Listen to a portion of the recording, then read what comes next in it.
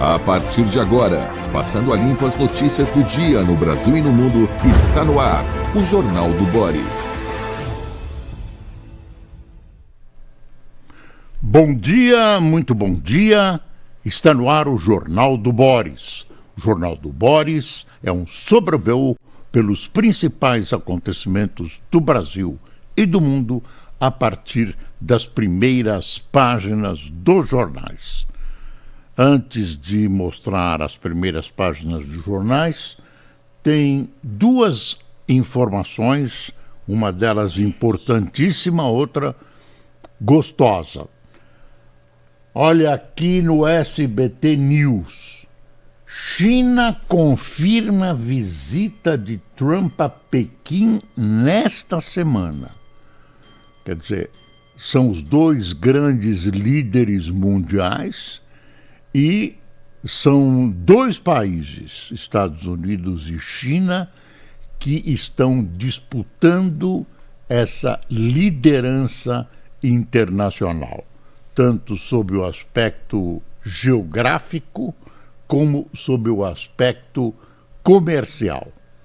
Então, é um encontro sempre importante, mas marcado assim. De repente, deve ter muito a ver com a guerra no Irã, muito a ver com o que acontece no Oriente Médio e especialmente, muito especialmente, a questão do petróleo. A interrupção do Estreito de Hormuz, a guerra no Irã, prejudica o abastecimento de petróleo da China. Claro que há outras pendências entre os dois países, essas são as mais evidentes, que devem ser discutidas, que podem ser discutidas entre os dois mandatários. A segunda, que é gostosa, é: governo sanciona a lei que define percentual mínimo de cacau em chocolate.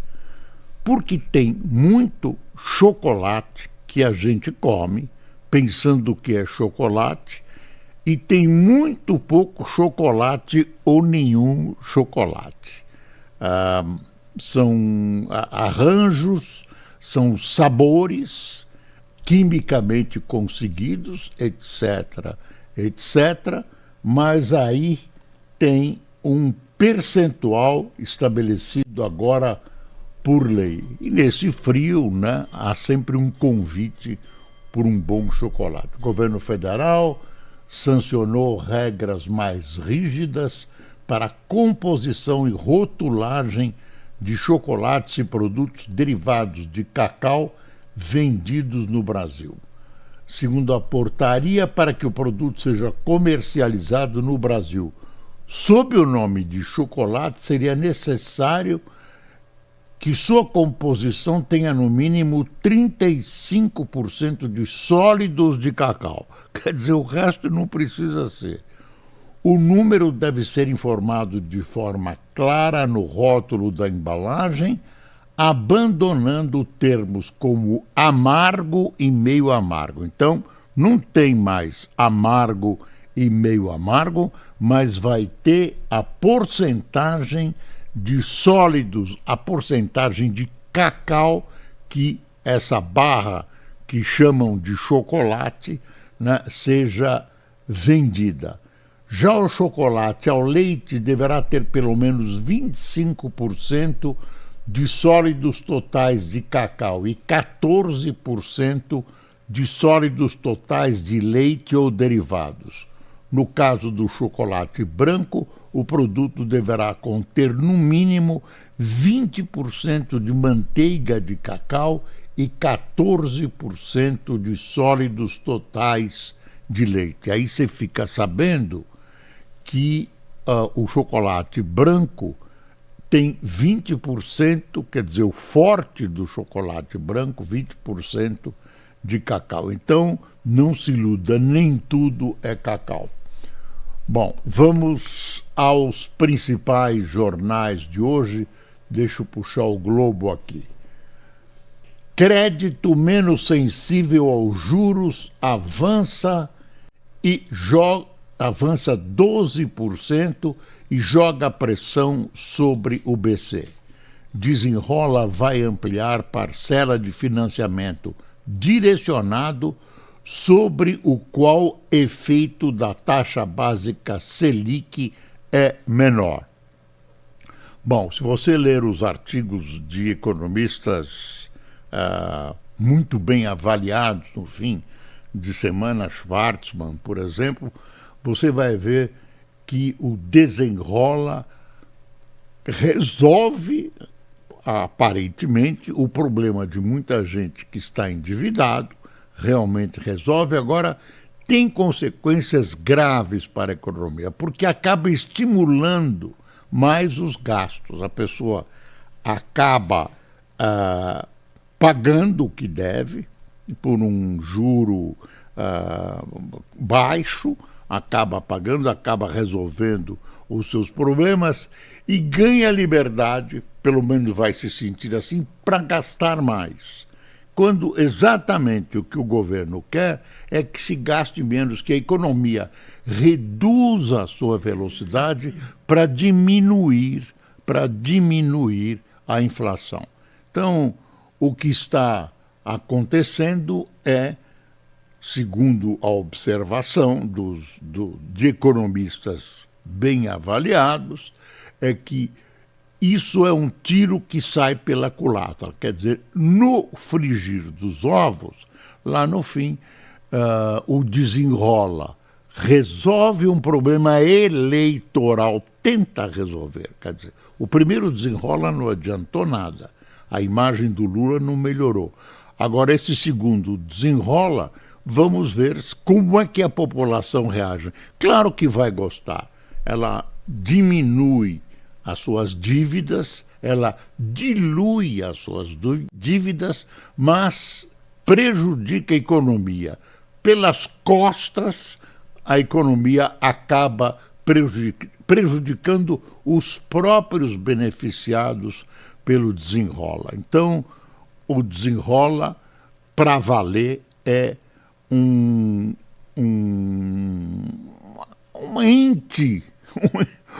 truque eleitoral. Um truque eleitoral. Eu ia falar outra coisa, mas não devemos. De manhã, essas coisas são ruins. É um truque eleitoral. Truque eleitoral. Falando em truque eleitoral, o presidente Lula deve lançar a data, uns dizem que amanhã, outros, mas esta semana, um plano de segurança pública, de combate ao crime organizado, etc., etc. Tem partes do plano que são conhecidas. Agora, ele vai poder dizer que lançou o plano, porque em poucos meses que faltam para as eleições, vai ser muito difícil esse plano frutificar, se frutificar. Porque a gente ouve falar em plano de segurança pública, eu pelo menos ouço falar há 50, 60 anos e é cada ano pior. Cada ano pior.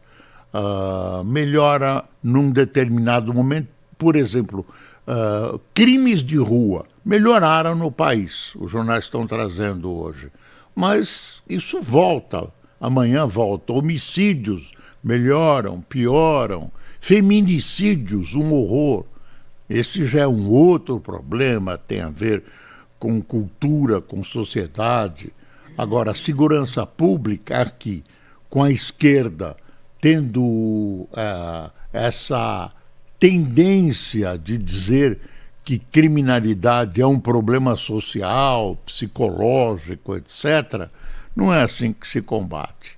Infelizmente, as pessoas que não têm condições de viver em sociedade têm que ser separadas, têm que ser presas em condições decentes, nada animalescas, como os nossos cárceres, mas tem que ser separadas, não tem jeito. E quer saber, tem que ser castigadas.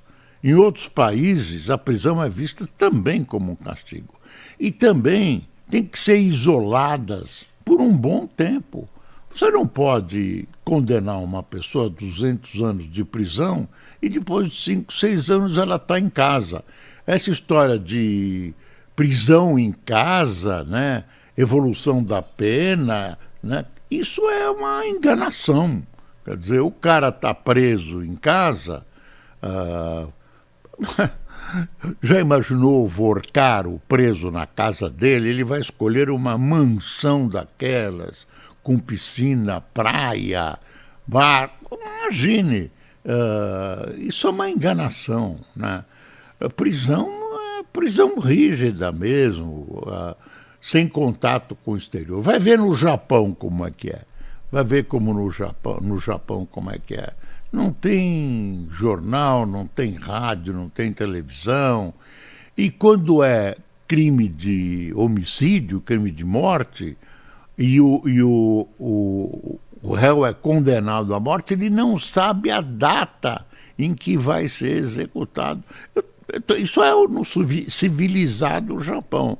Aqui é um esculacho total. Aí você se assusta, porque quando prendem uma pessoa, um vagabundo desses, um monstro desses, né, você vai ver, tem 15 assaltos, 25 não sei o quê, 3 homicídios, e o cara está na rua, fichas quilométricas. Bom, aí quando alguém preconiza uma ação forte sobre o crime, claro, tem raízes, tem outras dificuldades, eu estou falando para a gente viver, e todo mundo adota isso, não tem ninguém que deixe soltos os seus presos, os seus criminosos. Logo, quando você defende isso, fascista, nazista, não sei o quê. Não, tem que tratar bem, eu repito, as prisões têm que ser... se tiver educação, você pode até descontar da pena. O que você não pode é deixar esse pessoal na rua e nós outros que trabalhamos, né, você que trabalha, que sai todo dia, tem medo de não voltar, ou voltar morto para casa. É essa a verdade, né? E esse pessoal atira antes para perguntar depois. É o fim do mundo. Olha aqui, olha a manchete da Folha a esse respeito.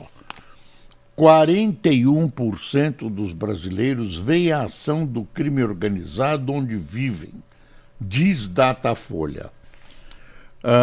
Para 34,9% desse total de 41%, a presença de quadrilhas influencia muito as regras locais de convivência e o comportamento dos moradores. A gente não tinha os números, mas sabemos que isso acontece. Acontece com maior divulgação, maior amplitude em espaços menores no Rio de Janeiro, entre a montanha e a praia. Mas acontece no Brasil todo. O Brasil está cada vez mais sendo dominado pelo crime organizado. E eles vão entrando em vários setores, até no setor banqueiro. Até, você sabe, banqueiro que pertence ao crime organizado. Eles têm diversos, Comando Vermelho, o PCC, são vários desses criminosos que acabam, por exemplo, setor de postos, a acusação que se faz, postos de gasolina, para lavagem de dinheiro, grande parte está nas mãos do PCC. E isso vai se ampliando. Na Itália, olha aí, Estado de São Paulo. Investigação na Itália enquadra homens do PCC como mafiosos. Quer dizer, eles já estão agindo na Itália, a gente já sabia. Vai expandindo, é como gravidez, não para. Então, a investigação na Itália enquadra homens do PCC como mafiosos. Facção é, entre aspas, a mais perigosa da América do Sul, diz procurador. Os brasileiros Demétrio Batista de Oliveira e Nicolas Charles Evangelista Lopes são as primeiras pessoas ligadas ao primeiro comando da capital, PCC, enquadradas na Itália com base na lei da antimáfia. Eles respondem por tráfico internacional de drogas e organização criminosa e são suspeitos de fazerem parte da rede de fornecedores de toneladas de cocaína e do transporte da droga para a Europa em consórcio com a 'Ndrangheta, a máfia da Calábria. Ambos foram alvos da Operação Samba da Procuradoria Nacional Antimáfia de Turim e da Conexão Paraíba no Brasil, deflagradas em 2024. Vai por aí adiante. Quer dizer, o Lula vai lançar o plano e a gente vai medir se vai funcionar ou não. Com esse pensamento da esquerda brasileira, não podemos punir, coitadinhos, é um problema de família, da pobreza, o que é mentira, né? Não é cientificamente comprovado, né? A pobreza, temos que dar um jeito neles, nada.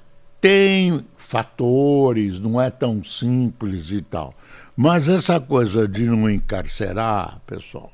E outra coisa, redução da idade penal. Tem um cavalão de 16 anos que não é o mesmo de 16 anos de 1940, quando foi 40, 41, quando surgiu o Código Penal, obra da ditadura de Getúlio, ninguém fala, né? Surgiu o Código Penal, né? E aí tem que reduzir. Eles sabem muito bem, um jovem de 16 anos, sabe muito bem o que está fazendo. E o crime organizado, esse crime comum de rua, menos organizado, se prevalece da minoridade para colocar como responsáveis pelos crimes esses menores, porque sabem que logo depois estão na rua. Os nossos sistemas educacionais destinados a esses jovens são realmente uma porcaria. Tem nichos de boa vontade, nichos de qualidade. Eu quero saber o seguinte, o resultado é bom? Claro que não é. E a gente tem que medir a resposta da segurança pública pelo resultado. E nós temos também problemas gravíssimos de corrupção em quem deve combater o crime, nas polícias. Problemas gravíssimos de corrupção. Olha aqui a notícia do Lula. Pressionado, Lula busca avanço na segurança. É o Valor. É uma matéria do Valor da Andréa Jubé. Sob pressão das pesquisas, o presidente Luiz Inácio Lula da Silva, pré-candidato à reeleição, tenta virar o jogo na pauta de segurança pública com o lançamento de um programa de combate ao crime organizado e ampliando agendas e declarações relacionadas ao tema. Ao mesmo tempo, ele renova a aposta no ministro da Justiça e Segurança Pública, Wellington César Lima e Silva, que entrou na linha de tiro dos petistas e, após 4 meses no cargo, ainda não decolou. De repente, esse cara quer fazer alguma coisa, esse senhor, desculpe, quer fazer alguma coisa de útil, né? Não, temos que prender, Aí, eu não conheço os detalhes, mas se ele quer fazer alguma coisa que tem um sentido que não é apoiado pelas esquerdas, especialmente pelo PT, o PT abre as baterias. Há 5 meses do pleito, estou lendo de novo, há 5 meses do pleito, em uma reação que pode ser tardia, Lula tenta melhorar a avaliação do governo em uma área que aparece nas pesquisas como a principal preocupação dos brasileiros e na qual a direita tem sido hegemônica. A mais recente pesquisa Genial Quest, divulgada em abril, mostrou que a violência é considerado o principal problema do país para 27% dos entrevistados, seguida da corrupção, citada por 19% das menções, e das questões sociais, por 16% da população. É isso. Gente, eu vivo falando isso, né, mas eu vou repetir. Daqui a 10 anos nós vamos ter saudades de hoje. Eu tenho repetido isso décadas por décadas e de fato tem acontecido porque não são providências sérias, não são providências definitivas, fazem isso em cima do joelho, aí vem outra administração, muda tudo. Tá? Tem até uma coisa aqui, insegurança jurídica, é isso, né? Aí vem alguém, muda a lei, era assim, aí vira o contrário. O próprio Supremo, esse sagradíssimo Supremo. Insegurança jurídica afeta o emprego, diz o Estadão. Estudo da FEComércio de São Paulo mostra que o maior risco para o mercado de trabalho no Brasil não é a inteligência artificial, mas a incerteza dos empresários na hora de contratar. É uma balbúrdia. Você não sabe se pode aqui, se não pode aqui, hoje pode, amanhã não pode. E aí tem que resolver, são coisas simples. Nós estamos sofrendo, são coisas simples, né? E aí é uma questão de capacidade, é uma questão de saber, uma questão... E uma coisa, ninguém decide, as decisões são para agradar todo mundo e tal, e aí fica essa coisa meia besta, né? Aí o outro editorial, na Casa Branca Lula ganha tempo. Encontro com Trump não resultou em acordos, mas deu ao Brasil tempo para encaminhar questões relevantes e colocar as relações com os Estados Unidos em termos pragmáticos. Então, esse festejar, o Lula, nossa, enfrentou o presidente e defendeu o Brasil, é conversa mole. O presidente foi lá, tinha que ir, fez o seu papel corretamente e as coisas aconteceram como de melhor podiam ter acontecido. Eles não iam resolver problemas de números, problemas enfim, alguns problemas políticos e tal, não iam resolver sentados na Casa Branca na hora, almoçando.